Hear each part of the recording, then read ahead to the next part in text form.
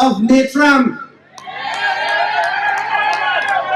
And your verdict, of course, I want to hear from you. Guilty or not guilty? Guilty. And then you will sentence them on May 11 in the peaceful revolution and revolt that Dr. Rupnarayan spoke about, where your weapon of choice would be an X next to the hand on the key. That will be the strongest weapon, more powerful than an AK-47. That X would be the most potent bullet against this rapacious and corrupt government. I have been with the PPP for almost more than a lifetime.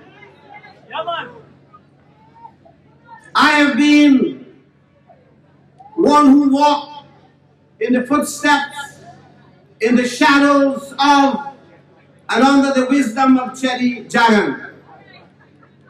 But after he died, the party died with it. Those who took this party over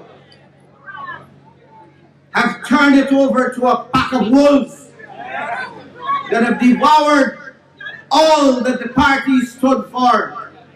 So that today, as part of the evidence presented to you, is that of the son of Chetty Jagan, Dr. Joey Jagan, who said that this is not my father's party. And when David Granger and I were in the United States recently, he came and held my hand and the hand of David Granger, and he put his hand on top of our hands and he sealed the Trinity of Unity in Guyana. He has endorsed the alliance, this coalition, and has said, had his father lived, he would have done exactly what the APNU and the AFC have done. So today, we have Ramotar saying that this will be the mother of all elections. He has always been wrong, and he's wrong again. This will be the baby of elections we had not seen before. This was a child. In 1992, we delivered in one of those elections we had a child that gave us hope. But we have never been able to deliver a child that we could name Unity. We had hope without unity. And this election will be the child that we will name Unity. It gives content to all that we have struggled for. And it gives us a vision of where we could go if we are united. So in this verdict you will pass this evening, I want to start off with what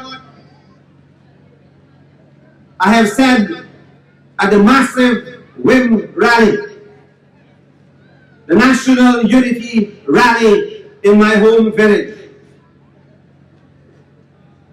I asked my villagers and Barbatians that after all the years I've spent in public life,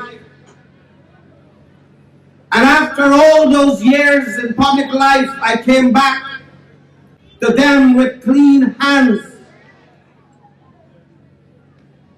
I asked them whether they knew me, and their answer was yes.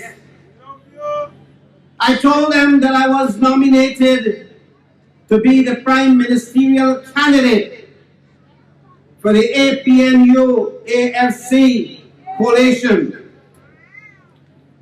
And I asked them whether they knew that the PT.15 has nominated one Elizabeth Harper to be their prime ministerial candidate. And all I asked them in whim, do you know Elizabeth Harper? And their answer in Berbice was no. I ask you this question tonight. Do you know Elizabeth Harper?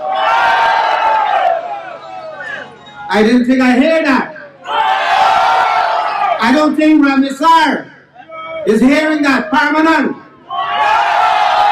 Do you know Elizabeth Harper? So they are harping on this right now and saying how I attacked a woman, a poor woman. All I ask this woman is that you want to be Prime Minister of Guyana and you want to stand up against domestic violence, and we all are against domestic violence. All I ask her, if you're sincere about fighting domestic violence, why is it you're appearing on the same platform with Barack Jackal?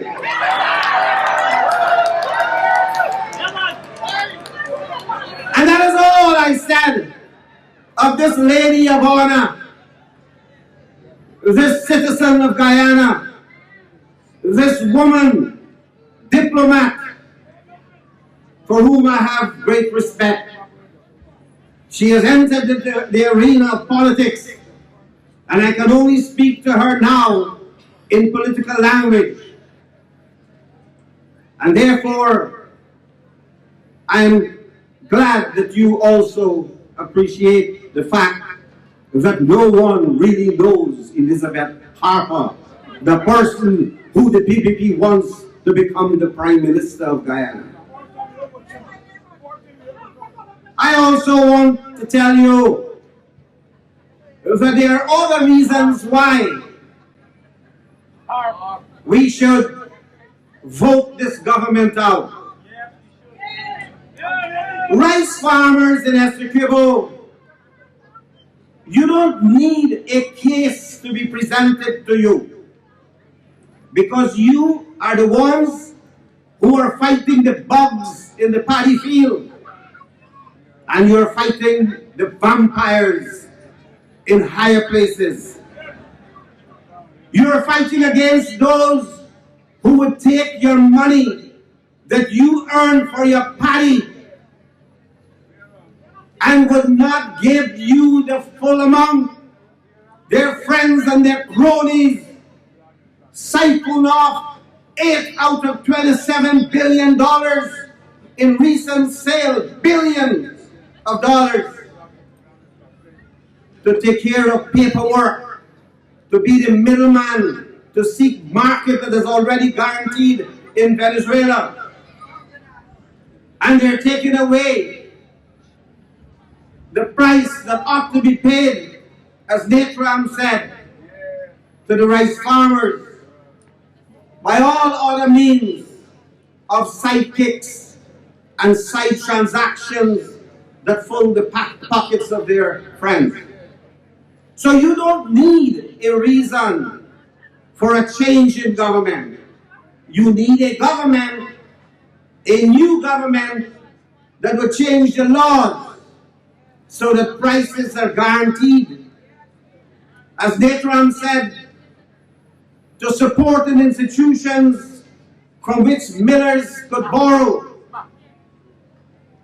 and they could pay farmers promptly for their paddy, to be able to revamp the rice board so that farmers run their own affairs and they look for their own markets, and there is no discrimination as to who should have a quota for the sale of rice, as Sam Bacchus has told you. Today, we have heard a full case presented to you that this country can no longer tolerate 3 more years of Ramotar.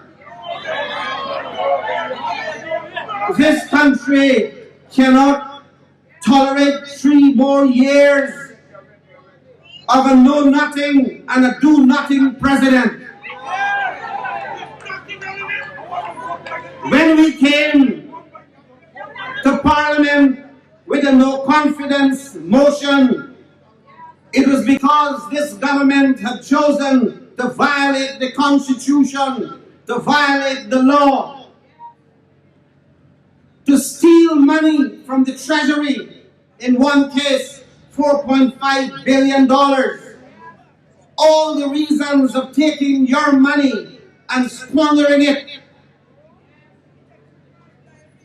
And so we brought a motion of no confidence, that this Parliament has no confidence in this government, and the reaction of the government was not to engage us to form a government of national unity, but the response of the government was to destroy the Parliament, was to shut it down, an institution for which generations have fought, and then, like a coward, do not want to fight the other person in battle.